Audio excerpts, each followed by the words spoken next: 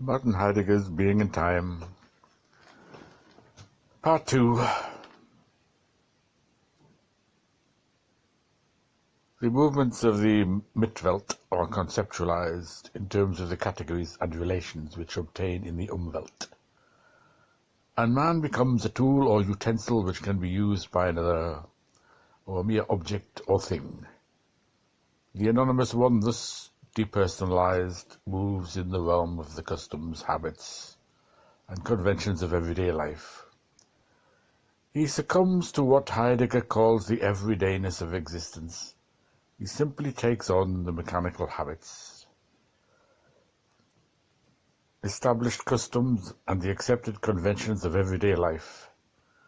The anonymous one is further characterized by an averageness, in which the average becomes the measure of his potentialities and the final standard for his creativity. He lives by a spurious golden mean, in which social behavior is calculated on the basis of socially binding laws of averages. This leads to a leveling process in which all superiority is flattened and all originality trivialized. Publicity is another existential quality of the anonymous one. He opens himself to the public, conforms to its demands and opinions, accepts standards, and thus retreats from personal commitment and responsible decision. Das Man designates that leveled and reduced self which thinks what the public thinks, feels what the public feels, does what the public does. In the various projects of his being in the world, Dasein is disclosed to himself as a creature of care or concern. His existential relation to his environmental world is a relation of practical concern, and his relation to his communal world is one of personal concern. Man's engagement or involvement in his practical and personal projects discloses Dasein as that being whose movements are peculiarly characterized by the existential quality of concern. Concern is the ground determinant of the being of Dasein. Concern permeates every modality of his being in the world. Heidegger finds it to be significant that this existential self-understanding of human being as concern was already expressed in an old Latin myth attributed to Hyginus, the compiler of Greek mythology. And I quote, "As concern was going across a river, she saw some clay. Thoughtfully she took a piece of it and began to form it. As she was contemplating that which she had made, Jupiter appeared. Concern begged Jupiter to bestow spirit upon that which she had formed. The wish Jupiter happily granted her, but when Concern wished to give her name to that which she had made, Jupiter protested and demanded that his name be used. While Concern and Jupiter were disputing over their name, Earth arose and demanded that her name be used, as it was she who had offered a piece of her body. The disputing parties sought out Saturn as a judge, and he submitted the following decision: You, Jupiter, as you have given the spirit, shall take the spirit at death. You, Earth, as you have given the body, you shall then again receive the body. But Concern, since she has first formed this creature, may possess it as long as it lives. And as there is a dispute concerning the name, so let it be called Homo, as it is being made out of earth. Humus." End quote. The fable clearly expresses the point that man has his source in concern, and concern will permeate his being as long as he lives. Man's being in the world has the indelible stamp of concern. Also, the fable is explicit in showing that it is Saturn, who is time, and submits the final Saturn who submits the final decision relative to the nature of man, making it clear that temporality provides the ontological ground and inner meaning of this creature that is being formed by concern. The peculiar task of Heidegger's Phenomenology Ontology is that of the delineation of the constitutive features of Dasein who has been defined as concern. The three foundational features of Dasein, all of which have attached to them a temporal significance, are factuality, existentiality, and fallenness. The factuality of Dasein characterizes man's naked bareness, his abandonment or thrownness. As he discloses himself in the various concerns of his being in the world, man finds that he has been thrown into a world without consultation and abandoned to the chance factors which have already constituted him. He discovers himself as already brought into being, a fact among facts, part of a going concern, involved in situations which he has not created and which he must remain as long as he is. In Heidegger's analysis of factuality, we can anticipate the significance of temporality as the final ontological meaning of concern. Factuality expresses primarily the directionality of pastness. Dasein reveals himself as already being in the world. He has already begun and has a past through which he has been defined and shaped. His factuality is his destiny. The second constitutive structure of Dasein is existentiality. The structure points to man's disclosure of himself as a project and possibility. Man is that which he has been, but he is also that to which he can become. Man finds himself thrown into the world, but he also experiences freedom and responsibility to transform his world and redefine himself. In his concerns with it. This involves an apprehension of human being in terms of possibilities. Dasein is possibility is projected into the future. Thus, existentiality is temporally rooted in futurity, as factuality is rooted in the past. In a sense, existentiality and factuality are polar elements of human being. By virtue of his factuality, man is always thrown into a situation. By virtue of his existentiality, he exists as possibility and understands himself as moving into a future.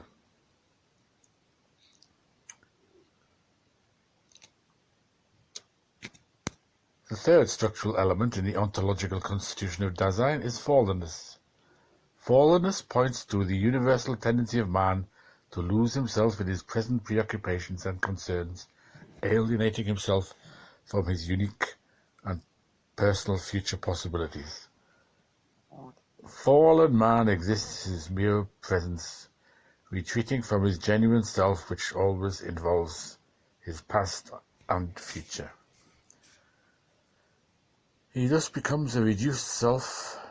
The fallenness of human being receives its mood, trenchant expression in the movements of gossip, curiosity, and ambiguity. Gossip is an unauthentic modification of speech which simply repeats the accepted everyday conventional and shallow interpretations of the public. No decisive content is communicated because gossip is concerned only with the reiteration of the cliches which reflect the present and restricted word horizons of the anonymous one. Curiosity, which is always allied with gossip, indicates man's insatiable desire to explore everything in his present environment simply for the sake of discovering novelty, not for the purpose of authentic understanding, but simply to engage in pursuits which will provide momentary distraction. Ambiguity is the lack of comprehension and singleness of purpose which results when the self has forfeited its unique possibilities in its preoccupation with the present. Thus, factuality, existentiality, and fallenness constitute the three basic ontological structures of human being. These structures are correspondingly rooted in three modes of temporality: past, future, and present. Factuality qualifies Dasein as already in the world, having arrived from a past. Existentiality qualifies him as purposive or as existing in advance of himself, and Fallenness qualifies him as present with the world in his everyday concerns.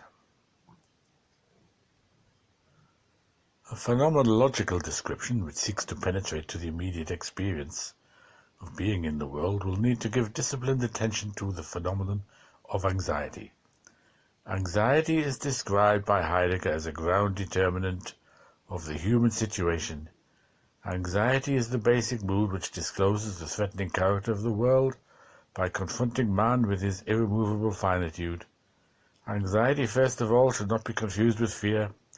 Fear has a definite object which can be specified either within the region of the environmental world or the communal world.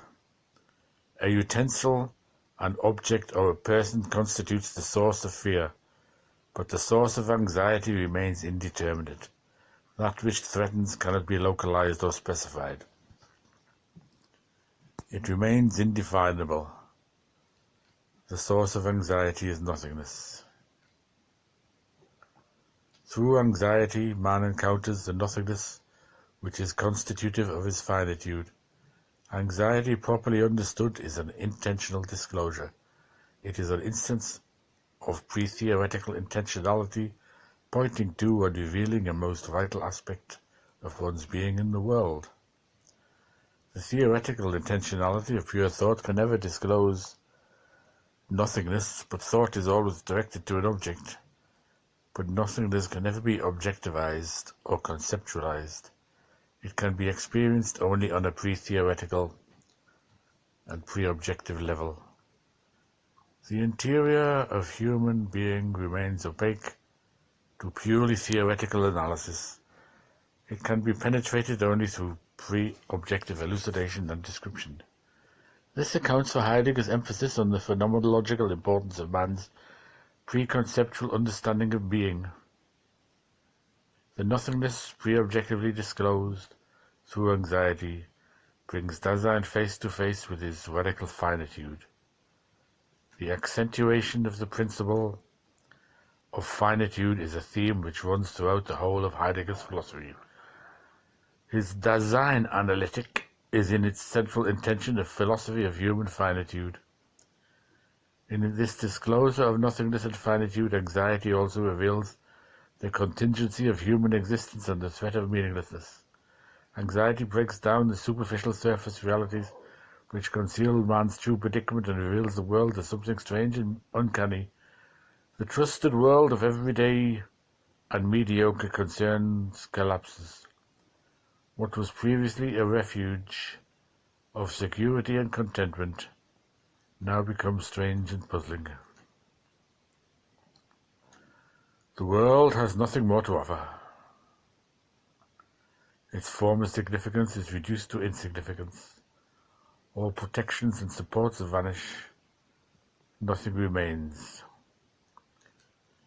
As anxiety discloses man's finitude, so also it discloses his indelible transitoriness, his being unto death. The death which is examined in Heidegger's phenomenological analysis is not the death of the deathbed, nor death understood as the biological termination of empirical reality.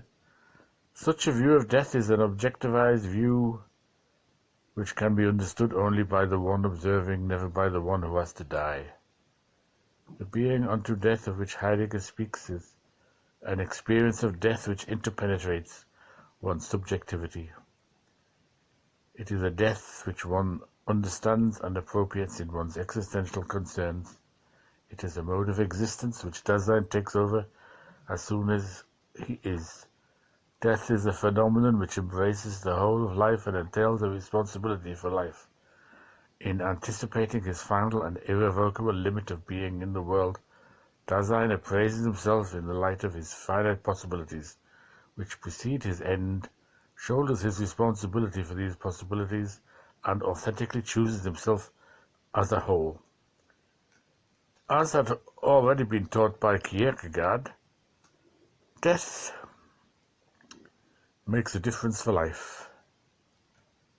The anticipation of death infuses every choice with existential urgency. Man's possibilities are limited to his final end, which is always imminent. As soon as man is born, he is old enough to die. Thus he must seek to take over his death by affirming himself with the whole of his being in every decisive moment, but for the most part man engages in a retreat or flight from having to die. He loses himself in an authentic being unto death, whereby death is objectivized and externalized as an on-hand factuality which befalls man in general, but no one in particular. This is the death of the anonymous one. An authentic being unto death, on the other hand, is an awareness of death as a unique possibility which I and I alone will have to face. Numerous responsibilities are transferable and can be carried out by proxy, but no such transferability is possible for the task of dying. There is no dying by proxy. Every Dasein must die his own death. Conscience and guilt play a dominant role in Heidegger's Dasein analytic. Conscience is defined as the call of concern which summons man to awareness of his existential guilt. Man as such is guilty. Guilty is an inevitable and irreducible determination of the human being. The guilt which is under discussion in Being and Time is quite clearly not a moral quality which man may or may not possess. It is a determinant of his finite existence as such. The concept of guilt in Heidegger's analysis is a transmoral concept. The moral view of guilt is rooted in an ontology of on-handedness, where guilt is externalized and defined as a thing or an on-hand reality. The common expression of such an unauthentic external view of guilt is the court scene, representative in which man is pronounced guilty by an external judge. The transmoral concept of guilt understands guilt as a structural implication of finitude and nothingness. Dasein as a field of concern is basically a structure of finite possibilities, which he is free to actualize in his concrete choices. These possibilities are primarily rooted in the future. However, the past also holds possibilities which can be repeated. Thus, in his temporal existence, Dasein is ever projected into one or another of his possibilities, choosing one and excluding another. Choice involves an inevitable sacrifice or exclusion of possibilities.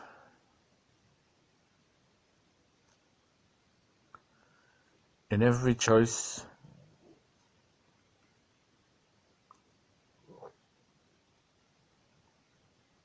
Dasein is cutting off possible alternatives, which might have been but are not. These non-chosen possibilities remain structurally a part of his being and constitute an expression of the nothingness of his existence.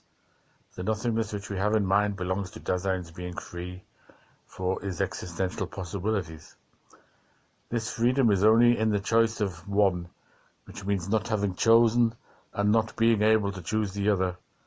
Conscience calls me to my possibilities, but I must always sacrifice some of these possibilities in choosing them.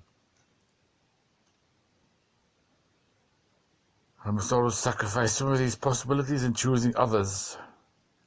In actualizing one, I am not actualizing another, and thereby becoming guilty. Every action implies guilt, but it is impossible to exist without acting. Thus, guilt is an irremovable quality of human being. One would not be too far amiss to say in saying that the crowning phenomenological concept in Heidegger's Dasein analytic is resolution. Anxiety has disclosed nothingness and finitude and has revealed a world without supports. The existential reality of death has made man aware of his ephemeral or transitory being. Consciousness has summoned Dasein to an acknowledgement of his inevitable guilt. But man must drive beyond these discontinuities of existence and affirm his being. He does this through resolution. Resolution thus becomes sine qua non for authentic existence.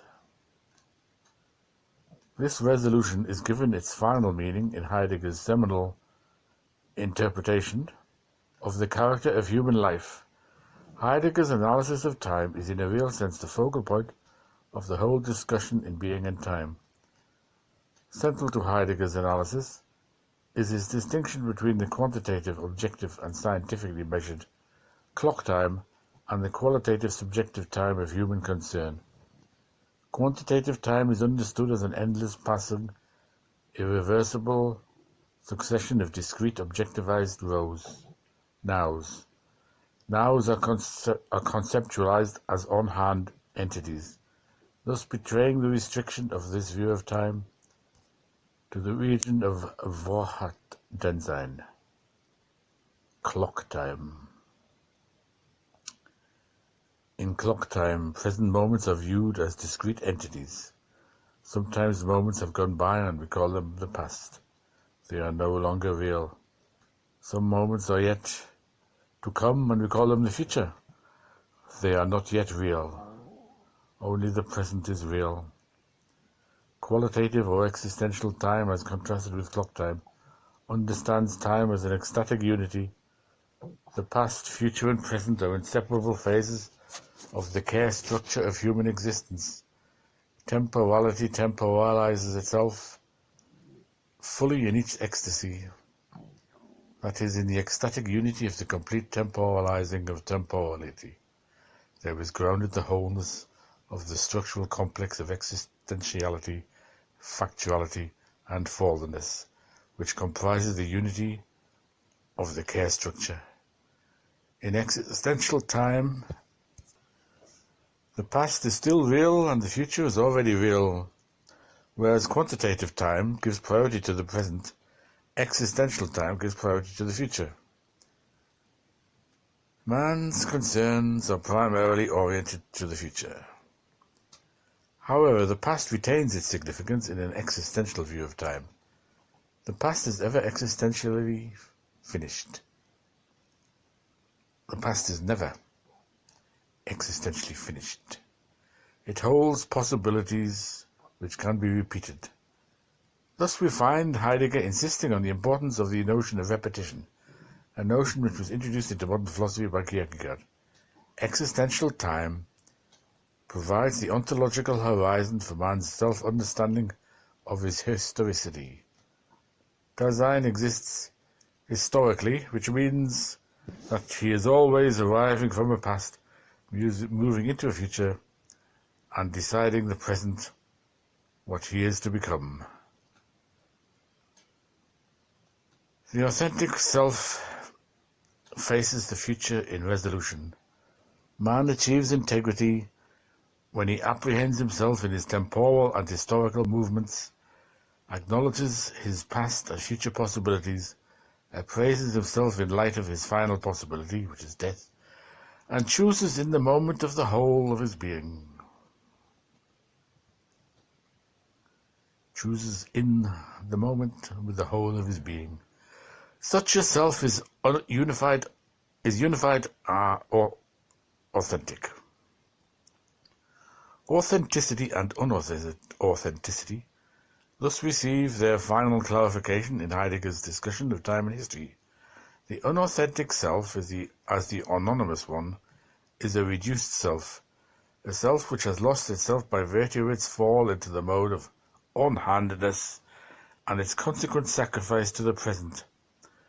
The anonymous one exists in a depersonalized and objectivized mode, in which he has deepened himself in which he has dispersed himself in present concerns to the neglect of both future and past. The time which becomes normative for the anonymous one is the quantitative time of the clock and the calendar, but this time applies only to the mode of on-handness. The final meaning of unauthenticity is thus found in the tendency of man to reduce himself and other selves to on-hand reality, to a thing or object, which has no temporal significance beyond its simple presence as a discrete now.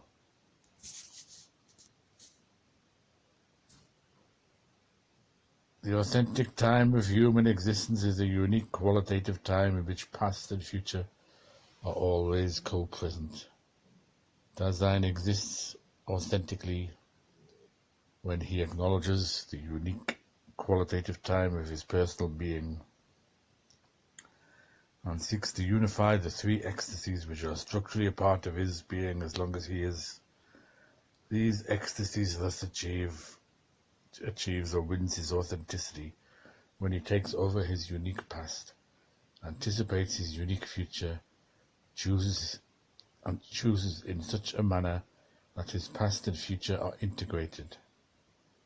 The past is held in memory, the future is courageously faced, and the moment is creatively affirmed